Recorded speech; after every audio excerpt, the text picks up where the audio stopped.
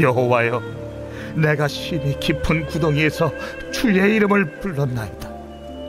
주께서 이미 나의 음성을 들으셨사오니 이제 나의 탄식과 부르짖음에 주의 귀를 가리지 마옵소서. 내가 주께 아랫날에 주께서 내게 가까이 하여 이르시되 두려워하지 말라 하셨나이다.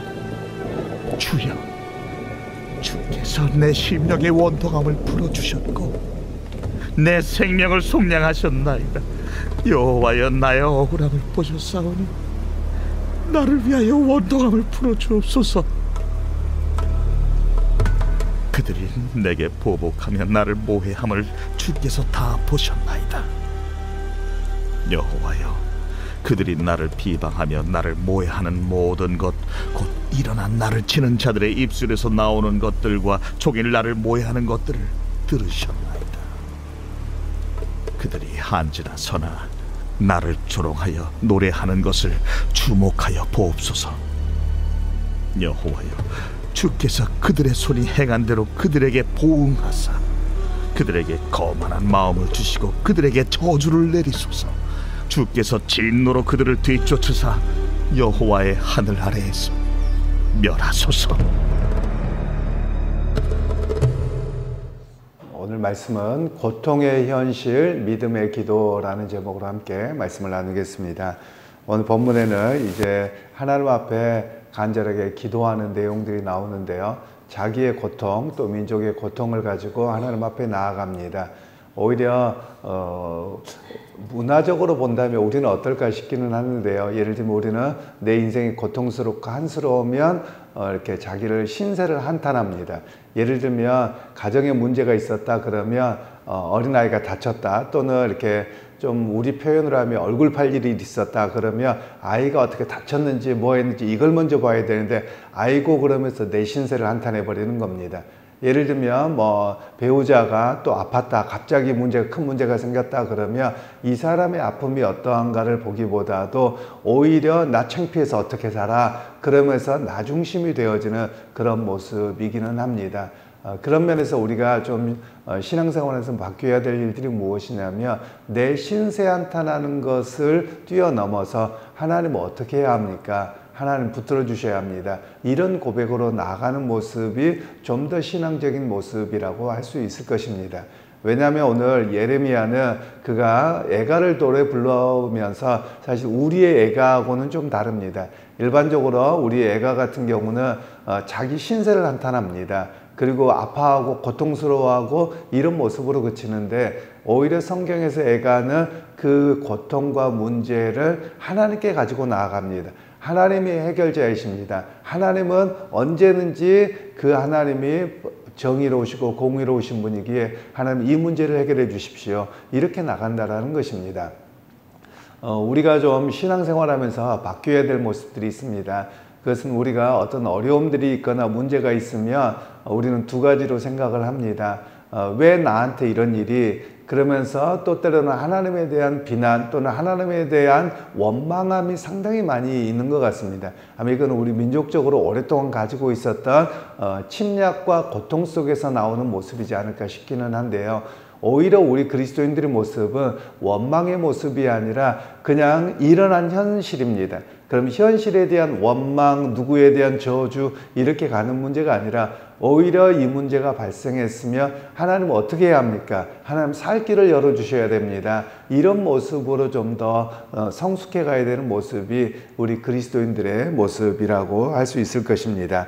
그러면서 오늘 시편, 오늘 예레미야는 이야기하기를 자기네 개인에 당하는 고난이 있죠. 왜냐하면 나라가 망하는데 자신의 삶이 평안하다, 괜찮다, 그 사람들은 극소수에 불과할 겁니다. 다른 나라에 빌붙어 있는 사람들, 이런 사람들 극소수겠죠. 그러나 대부분의 사람들은 개인적인 고난을 동일하게 겪습니다. 그런데 오늘 예레미야는 자기의 개인적인 고난과 어려움을 토로하는 것이 아니라 오히려 거기에서 하나님의 도우심을 바라는 자리까지로 나아가고 있는 모습이 오늘 본문의 이야기입니다. 그러면서 그는 소망을 어디에 두느냐? 하나님께 두고 있다는 것을 분명하게 합니다. 즉 그가 깊은 어두운 가운데서 기도하면서 하나님 우리 민족을 그리고 하나님의 공의가 세워지게 하는 그 길은 오직 하나님께밖에 없습니다. 이렇게 하나님의 소망을 바라보고 기도하고 있는 내용들을 볼 수 있습니다. 그러면서 또한 그 소망은 어디까지 이루어지느냐면 하나님의 공의가 무너지고 또 하나님의 심판의 도구이긴 하지만 그들의 심판의 도구로서를 뛰어넘어서 우리 자신들의 잔혹함을 예루살렘에 보여주었거든요. 그래서 그 가운데서 하나님 저들에 대한 심판도 행하셔서 하나님의 공의가 드러나게 하옵소서 이렇게 기도하고 있습니다. 여기에서 좀 차이점이 있죠. 우리는 내 원통함을 풀어주십시오 라는 기도로만 나가는 반면에 오히려 예레미야는 하나님의 공의가 세워지게 하십시오 이렇게 기도하고 있는 모습이라고 할 수 있습니다. 그러기 여러분 오늘 우리의 신앙이 항상 나 중심이어서는 아니 됩니다. 하나님 중심이어야만 합니다. 즉 나 중심과 하나님의 중심이 어디에서 나타나느냐면 문제가 있을 때 내 개인의 원통함만으로 갑니다. 나 중심으로만 봅니다. 그런데 예레미야는 자기 중심, 자기 민족 중심이 아니라 하나님 중심입니다. 그래서 하나님의 공의가 이루어지고 하나님이 살아계셔서 역사하시는 그 은혜를 내가 바라봅니다. 이런 고백이 그의 고백이었음을 여기에서 볼 수 있습니다.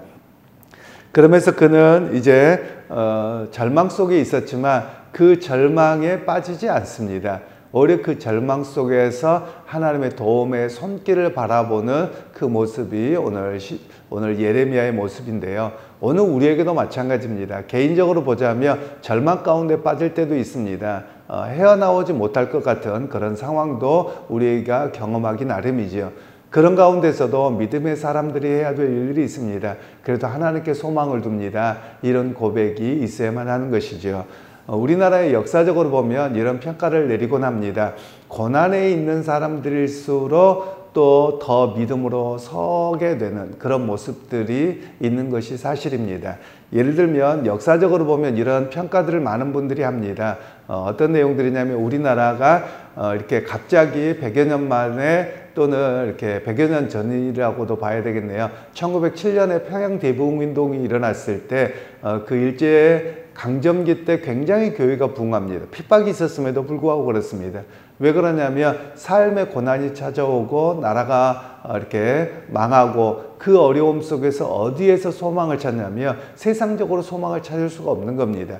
그때 오히려 더 하나님께 나오고 하나님을 붙들었던 민족이 우리 민족의 교회의 모습이었다라는 겁니다. 개인도 마찬가지입니다. 실제로 보면 세계 어느 나라나 잘 삽니다. 아무 문제 없습니다. 하나님 안 찾습니다. 왜냐하면 내 능력으로 다 해결이 되거든요. 내 돈으로 해결이 되고 내 건강으로 해결이 다 되거든요. 그런데 오히려 고난이 있을 때 하나님을 더 부르짖습니다. 그래서 하나님을 의지합니다. 이런 고백이 더 크게 있는 것을 볼 수 있습니다. 그런 면에서 오늘 우리에게도 때로는 고난, 때로는 절망, 또 때로는 육신의 질병, 가정의 문제가 결코 하나님 버리신 것이 아니라 오히려 믿음으로 설 수 있는 기회입니다. 하나님 붙들 수 있는 은혜입니다. 이것이 우리의 고백이 되어야 함을 말씀하고 계시는 것이죠. 그러기에 오늘 또 예레미야 선지자는 하나님에 대한 기억을 갖습니다. 그 기억은 구약에서부터 하나님이 지키셨던 하나님, 즉 우리의 민족을 출애굽시키셨던 하나님, 고통을 기억하시고 구원하셨던 그 하나님이 나의 하나님이요 우리의 하나님입니다. 이런 고백을 하고 있는 것이죠. 그래서 여러분 오늘 우리에게도 마찬가지입니다. 하나님은 옛날의 하나님이 아니세요. 옛날에도 역사하셨지만 오늘도 역사하신 하나님입니다. 과거에 이스라엘 백성들을 고통 가운데 건지셔서 출애굽하셨던 하나님이 우리의 하나님이시죠. 또 우리의 민족과 우리 개인의 고통과 아픔이 있을 때 은혜를 주셔서 다시금 일어날 힘을 주셨던 그 하나님이 오늘 나의 하나님입니다. 그러게 여러분 오늘 우리의 인생에서도 현실에 때로는 막막합니다. 현실에 힘이 없어 보입니다. 그런데 오늘 많은 이들이 현실적으로 미래가 열리지 않은 것 같으면 아예 포기를 해버립니다. 저는 그런 면에서 굉장히 불편하게 생각을 합니다.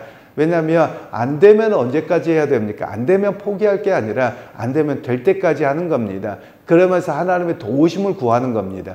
그런데 요즘에는 안 될 것 같으면 아예 본인이 시도도 안 하고 기도도 안 해버립니다. 여러분 이게 바로 능력을 경험하지 못하는 겁니다. 안 되기 때문에 안 될 것 같기 때문에 어렵기 때문에 불가능해 보이기 때문에 기도하는 겁니다. 그래서 하나님의 은혜를 바라보는 것이 우리의 모습이지요.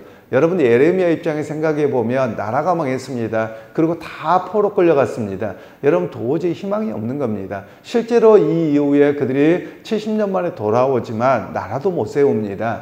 그렇게 2000년을 지나가 버리거든요. 그 2500년 정도가 지나가거든요. 그러면 여러분 희망이 없어 보여야 될 것 같습니다.